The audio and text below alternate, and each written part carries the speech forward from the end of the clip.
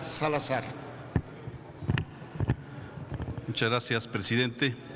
Le solicito amablemente que pueda ser integrado en el diario de los debates completo las modificaciones que estamos planteando, ya que lo haré solamente en una exposición, la totalidad de los artículos. Muchas gracias. Así será, senador Salazar. Compañeras, compañeros senadores, la primera pregunta que debemos hacernos es: ¿más ingresos para qué? ¿Más ingresos para qué? ¿Acaso ha mejorado la seguridad de nuestro país? ¿Hay más apoyo para el campo? ¿Mejoró acaso la atención de la salud? ¿Tenemos cobertura para todos nuestros estudiantes? ¿Ha disminuido la pobreza? La respuesta es muy clara y la respuesta es contundente. La respuesta es, por supuesto que no. Vivimos en un país cada día más violento. Ha aumentado significativamente el número de personas en condición de pobreza y de pobreza extrema.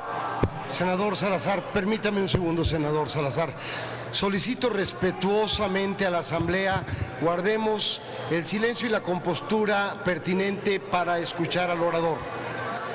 Compañeras, compañeros senadores, por favor, yo sé que la verdad no peca pero incomoda, así que por favor. Siguen los gasolinazos. Importamos ya el 70% de las gasolinas. Por ponerles un ejemplo, Noruega y México. Noruega tiene un fondo derivado del petróleo, donde cada niño que nace ya con mucho dinero en el bolsillo. Está diversificado en metales preciosos, en las bolsas de valores, incluso tienen inversiones en nuestro país. Y hablando del fondo derivado del petróleo en nuestro país, ¿para qué se está destinando este recurso? En primera instancia, para pagar a los extranjeros que han venido a invertir. Y en segunda instancia, para nivelar las finanzas públicas. Para eso sirve el fondo del petróleo en nuestro país. Por eso, a pesar de que somos el quinto país productor de petróleo en el mundo, seguimos importando combustibles cada día más. El crecimiento de la deuda es exponencial. Varios compañeros ya lo han referido, con un crecimiento ya de un 75% en este periodo. Se está hipotecando el futuro de nuestros hijos, de nuestros nietos. Estamos cansados de escuchar cifras alegres, que estamos bien en materia macroeconómica, que vamos por el camino correcto. Compañeras y compañeros, preguntémosle al obrero que está esperando que mejore el salario mínimo, preguntémosle al campesino, preguntémosle al ama de casa que no le alcanza para la canasta básica. Preguntémosle al estudiante que no tiene para los útiles escolares o bien para el transporte. Vivimos en un país surrealista, compañeras y compañeros, un país donde se despide a funcionarios que señalan casos de corrupción. Entrando en el análisis particular y del estudio de este proyecto contenido en la minuta de Ley de Ingresos, poco es rescatable y al igual que millones de mexicanos, seguimos esperando los resultados y beneficios económicos como consecuencia de las llamadas reformas estructurales. Hace unos días, diversos voceros del gobierno federal presumían que este es el sexenio de las grandes reformas, que de más de 700 reformas constitucionales, tan solo en este periodo se realizaron más de 150, como si esto fuese un indicativo de progreso. ¿Para qué tantas reformas sin sentido? Tanto arreglo al texto constitucional bajo el argumento de crecimiento económico que se quedó en un catálogo de buenas intenciones. Este dictamen, cuyo contenido legal establece las reglas jurídicas a las que el Ejecutivo deberá atenerse en materia de ingresos para el año 2018, tiene varios elementos de desaseo normativo que van desde la falta de pericia legislativa de quien lo elaboró hasta aspectos que afectan sensiblemente las facultades del Congreso de la Unión. En primer término, la Ley de Ingresos es el dispositivo normativo en el que se establecen las bases, mecanismos y reglas del ingreso a las que el Ejecutivo Federal debe sujetarse.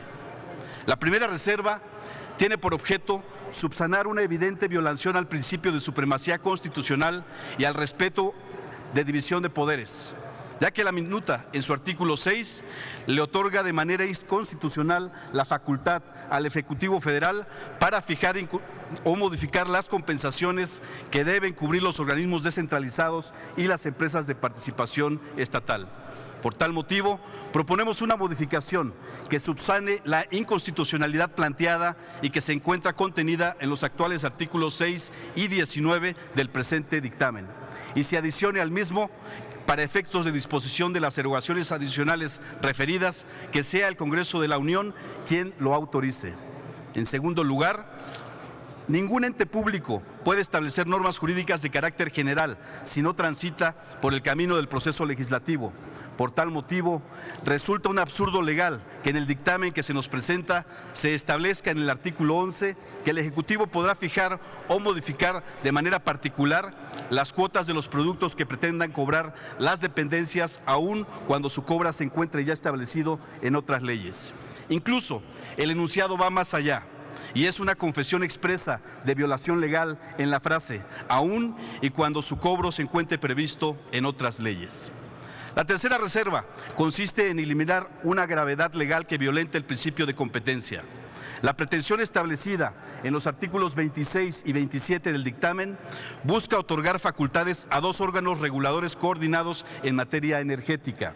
Lo anterior constituye un grave desaseo legal, ya que la Ley de Ingresos no es el dispositivo normativo para reformar las facultades y obligaciones de estas entidades por varias razones. Número 1, no es materia de esta ley.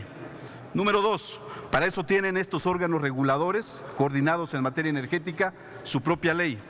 Número 3, el que tuviesen su propia ley corresponde a un mandato constitucional. Número 4, se generaría un gravísimo precedente legislativo. Número 5, se vulnerarían los principios de legalidad, jerarquía y competencia normativa.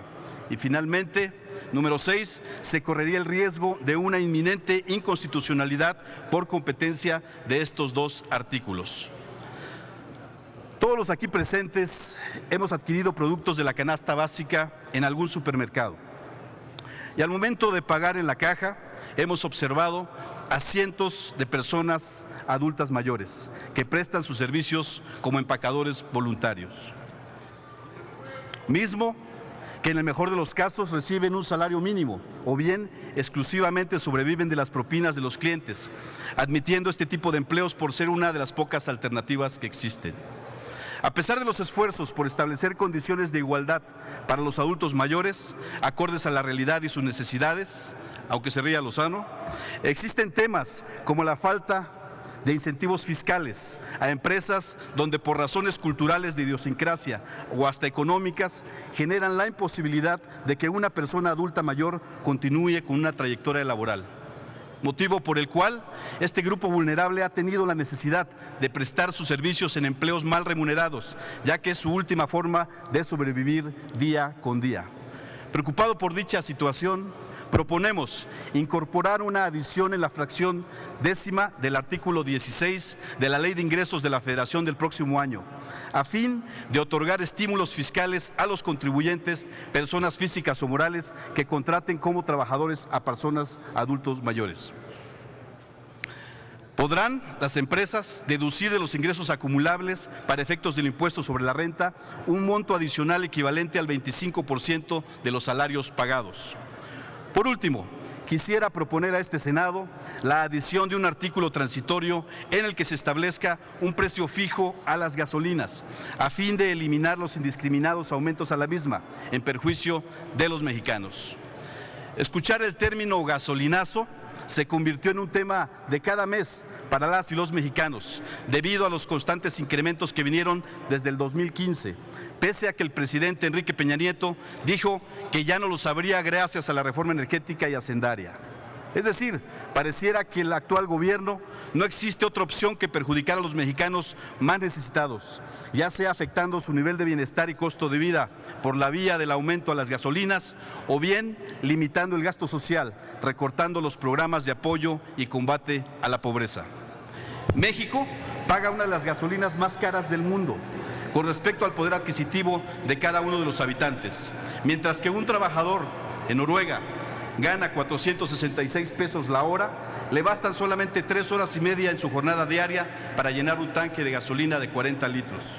Por otro lado, un mexicano que gana el salario mínimo requiere destinar el sueldo íntegro de 8 días de trabajo para llenar el mismo tanque de gasolina. Lo que se menciona es que estos aumentos son para que el gobierno federal cuente con mayores recursos para operar su enorme y obesa burocracia y para seguir tapando un hoyo financiero que ellos mismos crearon como consecuencia de un irresponsable manejo de la economía mexicana.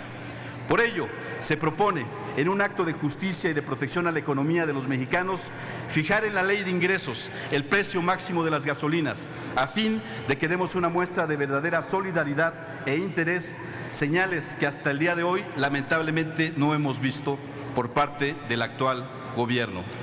Compañeras y compañeros senadores, ¿más ingresos para qué?